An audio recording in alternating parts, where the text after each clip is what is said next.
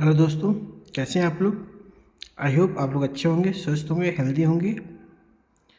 दोस्तों, इस वीडियो में हम लोग कार्बोहाइड्रेट, उसके इसेंशियल कंपोनेंट्स के बारे में डिटेल में स्टडी करेंगे।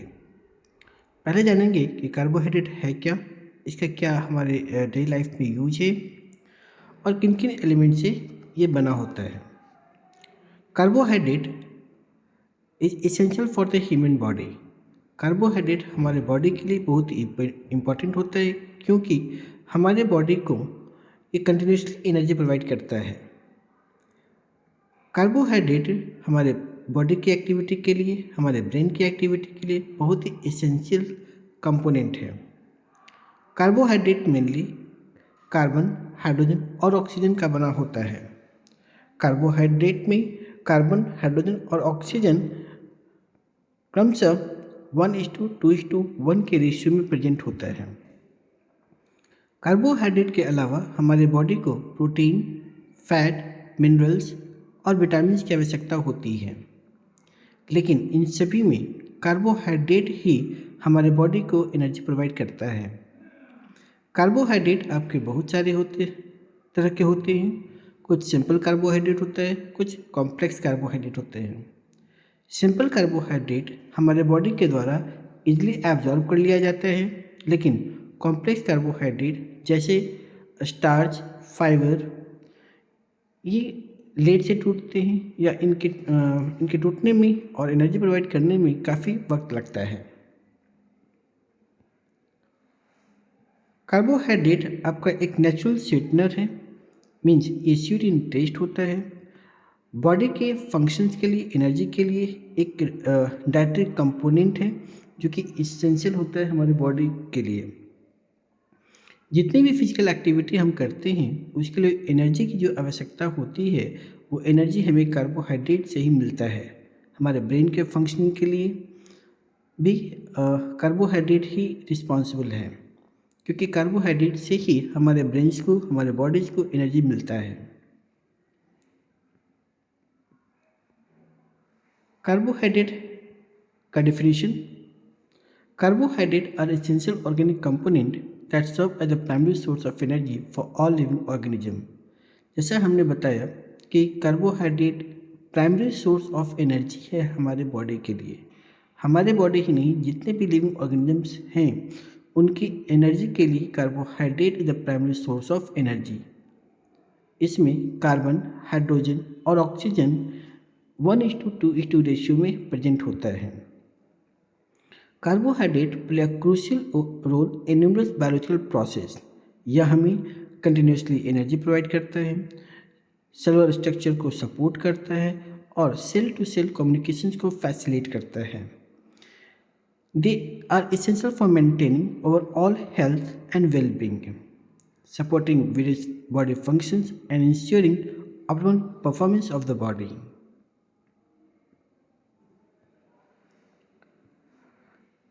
कार्बोहाइड्रेट को हम 3 ग्रुप में बांटते हैं। पहला मोनोसेक्राइड, दूसरा डाइसेक्राइड, तीसरा पॉलीसेक्राइड्स। मोनोसेक्राइड सिंगल यूनिट के शुगर्स होते हैं। मोनोसेक्राइड्स में आपके ग्लूकोज, फ्रुक्टोज, गैलेक्टोज होता है। डाइसेक्राइड्स में माल्टोज, लैक्टोज एंड सुक्रोज होता है। पॉलीसेक्राइड्स आपके स्टार्च और सेलुलोज होते हैं। मोनोसेक्राइड्स सिंगल यूनिट होता है। डाइसेक्राइड्स में 2 मोनोसेक्राइड्स आपस में जोड़कर डाइसेक्राइड का फॉर्मेशन करता है, और पॉलीसेक्राइड में बहुत सारे मोनोसेक्राइड्स आपस में जुड़कर पॉलीसेक्राइड्स का फॉर्मेशन करता है। एक स्टार्च मॉलिक्यूल में लगभग 550 ग्लूकोज मॉलिक्यूल आपस में जुड़े होते हैं, तब जाके स्टार्च मॉलिक्यूल का फॉर्मेशन होता है।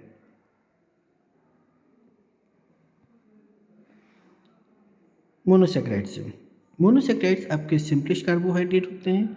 ये सिंगल यूनिट होते हैं शुगर्स के, जो कि फर्दर शुगर पे ब्रेकडाउन नहीं किया जा सकता है। Monosaccharides are typically sweet and soluble in water. इनकी सॉल्युबिलिटी के कारण ही बॉडी में ट्रांसपोर्ट हो पाते हैं, एनर्जी प्रोवाइड कर पाते हैं और टिश्यूज के बहुत सारे फंक्शंस को परफॉर्म कर पाते हैं। They are vital for many biological process playing a crucial role in energy providing and cell signalling.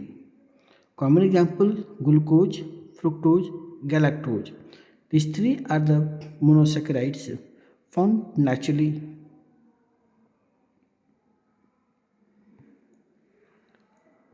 Start करते हैं ग्लूकोज से। ग्लूकोज आपका C6H12O6 होता है।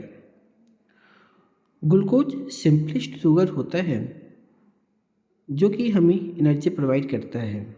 It's main fuel source of for brain cells, RBC and muscles. Glucose में भी दो तरह के ग्लूकोज होते हैं, alpha D glucose and beta D glucose. हमारा बॉडी जो एब्जॉर्ब करता है वो अल्फ़ा डी ग्लूकोज को एब्जॉर्ब करता है। मेटाबॉलिज्म पाथवे: ग्लूकोज का ब्रेकडाउन बहुत सारे बायोकेमिकल रिएक्शन के थ्रू होता है, जैसे कि ग्लाइकोलाइसिस एंड क्रेब्स साइकिल्स। इन दो प्रोसेस के से आपका एटीपी का फॉर्मेशन होता है। ATP is also known as currency of energy. Means after the breakdown of glucose the energy get converted into the form of ATP. Means glucose के breakdown के बाद जो एनर्जी एटीपी के फॉर्म में हमारे बॉडी में स्टोर होता है और एटीपी इंस्टेंट आपके बॉडी को एनर्जी प्रोवाइड करता है। The body turgidity regulate blood glucose levels. Insulin, a hormone produced by pancreas, help lower blood glucose level by promoting glucose uptake into the cell.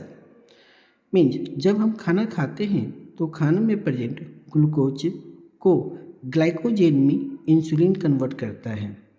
जो extra glucose molecule हमारे blood stream में present होता है उस extra glucose molecule को glycogen में convert करने का काम इंसुलिन के प्रेजेंस में होता है और यही इंसुलिन की कमी के कारण हमें डायबिटीज जैसी बीमारी होती है। इंसुलिन पेनक्रियाज से सिक्रीट होता है। यदि इंसुलिन का सिक्रेशन प्रॉपर अमाउंट में नहीं होगा तो ग्लूकोज का लेवल हमारे ब्लड स्ट्रीम में इंक्रीज कर जाएगा और इसी को हम डायबिटीज कहते हैं।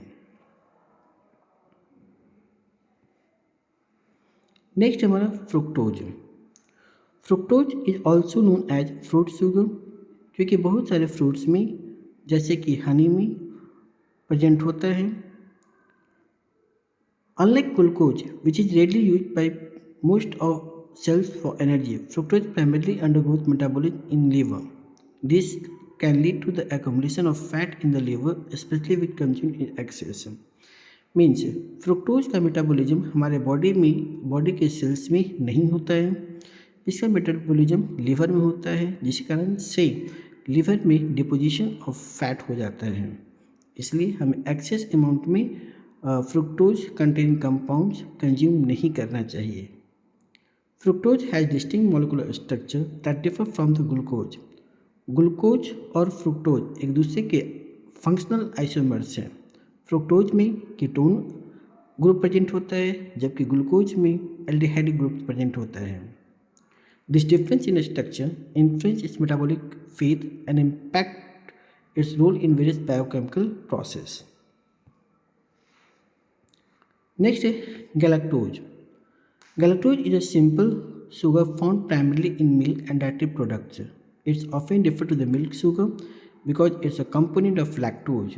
The glucose found in milk, galactose is crucial nutrient for infant, providing essential energy and supporting brain development.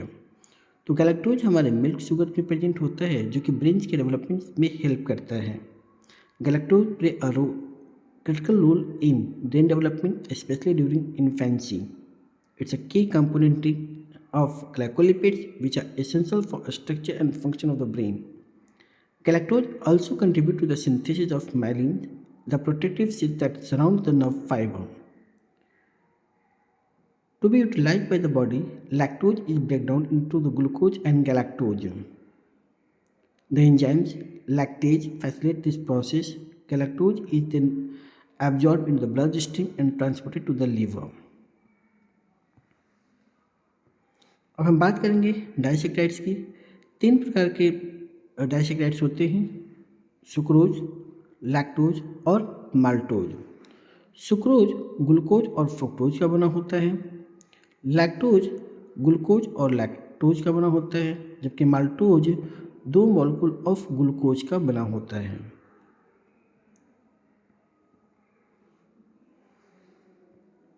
पहले हम बात करेंगे सुक्रोज का। सुक्रोज को हम टेबल शुगर भी कहते हैं। ये एक डाइसेकेराइड्स कंपाउंड है। इट नेचुरली ऑकर्स प्लांट में प्रेजेंट होता है, शुगर केन्स में और शुगर बीट्स में प्रेजेंट होता है। Sucrose is highly soluble in water and possesses a sweet taste that make it popular sweetener in food and beverage। Sucrose के case में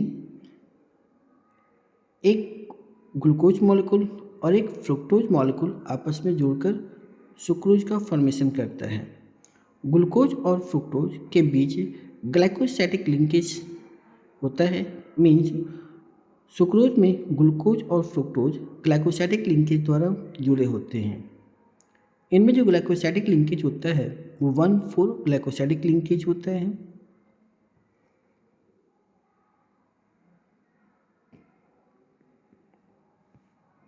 नेक्स्ट लैक्टोज है। लैक्टोज में एक ग्लूकोज मॉलिक्यूल और एक गैलेक्टोज मॉलिक्यूल प्रेजेंट होता है। दोनों के बीच 1,4 ग्लाइकोसाइडिक लिंकेज होता है, right. Lactose is too known as milk sugar is a disaccharide component of glucose and galactose. It is primarily found in milk and dairy products. The enzyme lactase breaks down lactose into glucose and galactose, which can then be absorbed in the bloodstream. However, some individuals lack the enzyme lactase or produce insufficient amount. Lactose intolerance is a condition where the body has difficulty digesting lactose. तो lactose intolerance एक ऐसी बीमारी है जिसमें lactose का digestion body के द्वारा नहीं किया जा सकता है। इस केस में लैक्टेज एंजाइम का सिक्रेशन इंटेस्टाइन में कम होने लगता है, जिस कारण से लैक्टोज का डाइजेशन नहीं होता है। नेक्स्ट है हमारा माल्टोज। माल्टोज में आपका 1,4 ग्लाइकोसाइडिक लिंकेज प्रेजेंट होता है, जिसके थ्रू दो ग्लूकोज मॉलिक्यूल्स आपस में जुड़े होते हैं। ये एक डाइसेकेराइड्स है जो कि स्वीट इन टेस्ट होता है। इसका ब्रेकडाउन सिंपल अमाइलेज के थ्रू होता है। अमाइलेज एंजाइम माल्टोज पर एक्शन करके इसे दो ग्लूकोज मॉलिक्यूल्स में तोड़ देता है। Maltose has slightly sweet in taste and is used as a sweetener in various food products such as beer, candies and baked good. Maltose is broken down into glucose by the enzyme maltase in a small intestine. Glucose is then absorbed into the bloodstream and used as a source of energy by the body. Maltose play a significant role in carbohydrate metabolism.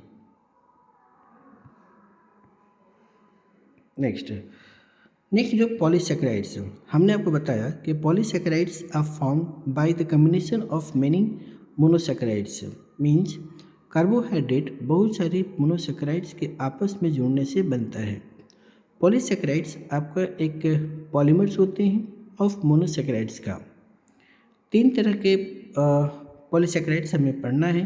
पहला starch, glycogen and cellulose. पहला starch. Starch the complex carbohydrate in the plant. हम सभी को पता है कि after the photosynthesis glucose is form और वो ग्लूकोज स्टार्च में कन्वर्ट हो जाता है लिफ्ट में for the temporary storage. Starch is compose of a long chain of glucose molecules link together in a specific way. Two type के starch होते हैं, अमाइलोज और अमाइलोपैक्टिन। अमाइलोज आपका एक क्लीनर स्ट्रक्चर होता है, लेकिन अमाइलोपैक्टिन आपका एक ब्रांच स्ट्रक्चर होता है, right. The ratio of amylose and amylopectin vary depending on the plant source. This ratio influence the property of starch such as digestibility and thickening ability. तो starch molecule दो unit से बना होता है, amylose और amylopectin. Amylose और amylopectin में का मॉलिक्यूलर अरेंजमेंट डिफरेंट होता है। अमाइलोज में ग्लूकोज मॉलिक्यूल एक लीनियर चेन का फॉर्मेशन करते हैं, लेकिन अमाइलोपैक्टिन में ग्लूकोज मॉलिक्यूल ब्रांच चेन का फॉर्मेशन करता है। नेक्स्ट है ग्लाइकोजन। हम जो एक्सेस ग्लूकोज खाते हैं वो हमारे बॉडी में ग्लाइकोजन में कन्वर्ट होकर हमारे लिवर और मसल्स में स्टोर हो जाता है। यही ग्लाइकोजन हमारे बॉडी को कंटिन्यूसली एनर्जी प्रोवाइड करते रहता है। जब हमारे बॉडी को एनर्जी की आवश्यकता होती है तो ये ग्लाइकोजन मॉलिक्यूल ग्लूकोज में कन्वर्ट होकर हमें एनर्जी प्रोवाइड करता है। यह ग्लाइकोजन हमारे मसल्स में और हमारे लिवर्स में स्टोर होता है। Muscles also store glycogen, but they primarily use it for their own energy need. Muscle glycogen is broken down during the exercise to provide energy for muscle contraction. Unlike liver, glycogen cannot be released into the bloodstream to reach blood sugar level. Next हमारा cellulose, the structure component in the plant. हम सभी को पता है कि plant के cell wall cellulose से बना होता है। Means cellulose are the component of plant wall. Cellulose is primary structure component of plant cell wall is provide strength and rigidity to the plant, allowing them to grow tall withstand external pressures. It's a strong fibrous structure form a framework that support the plant overall structure. Human body are not able to digest cellulose, क्योंकि हमारे body में या human body के body में cellulose digesting enzymes absent होता है। लेकिन इसके बावजूद हम सेलुलोज खाते हैं, क्योंकि सेलुलोज एक फाइबर के फॉर्म में काम करता है which help in the elimination of faecal matters.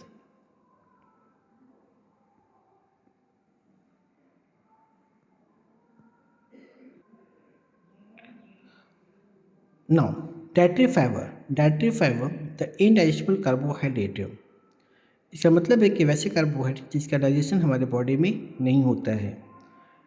Non digestible carbohydrate अर्थात कार्बोहाइड्रेट जिसका डाइजेशन हमारे बॉडी में नहीं होता, जिनका ब्रेकडाउन हमारे बॉडी में नहीं होता है। ये कार्बोहाइड्रेट हमारे बॉडी के लिए इम्पॉर्टेंट होते हैं, क्योंकि ये रफेज के फॉर्म में काम करते हैं और हमारे बॉडी से फिकल मैटर्स को के एलिमिनेशन में हेल्प करता है। डाइटरी फाइबर दो तरह का होता है, एक सोलुबल डाइटरी फाइबर, दूसरा insoluble dietary fibre. Soluble fibre water में डिजॉल्व होते हैं, लेकिन इनसोलुबल फाइबर वाटर में डिजॉल्व नहीं करते हैं और हमारे स्टूल के साथ बाहर निकल जाते हैं। Dietary fibre play a crucial role in maintaining digestive health, regulating blood steam level and promoting satiety. Dietary rich in dietary fiber include foods. Dietary rich fibre में होता है आपका fruits, vegetables, legumes, whole grains, nuts. इसलिए इन सभी components को हमारे daily food में इन्वॉल्व करना चाहिए, क्योंकि नॉन डाइटरी फाइबर्स भी मीन्स वैसे फाइबर्स जिसका डाइजेशन नहीं होता है हमारे हेल्थ के लिए इम्पॉर्टेंट होते हैं, क्योंकि ये हमारे बॉवल्स के मूवमेंट के लिए और एलिमिनेशन ऑफ फिकल मैटर्स के लिए इम्पॉर्टेंट होता है। इसलिए हमें डेली सफिशिएंट अमाउंट में नॉन डाइजेस्टेबल कार्बोहाइड्रेट्स कंज्यूम करना चाहिए। तो फ्रेंड्स, इस वीडियो में इतना ही। कार्बोहाइड्रेट्स के ऊपर एक और वीडियो हम लेकर आएंगे, जिसमें हम कार्बोहाइड्रेट के प्रॉपर डाइजेशन के बारे में बात करेंगे कि कार्बोहाइड्रेट का डाइजेशन का पाथवे क्या है। तो मिलते हैं अगले वीडियो में, तब तक के लिए हैव अ गुड डे। यदि मेरा कंटेंट अच्छा लगा हो तो कृपया वीडियो को लाइक करें, सब्सक्राइब करें, अपने फ्रेंड्स को शेयर करें। Thank you.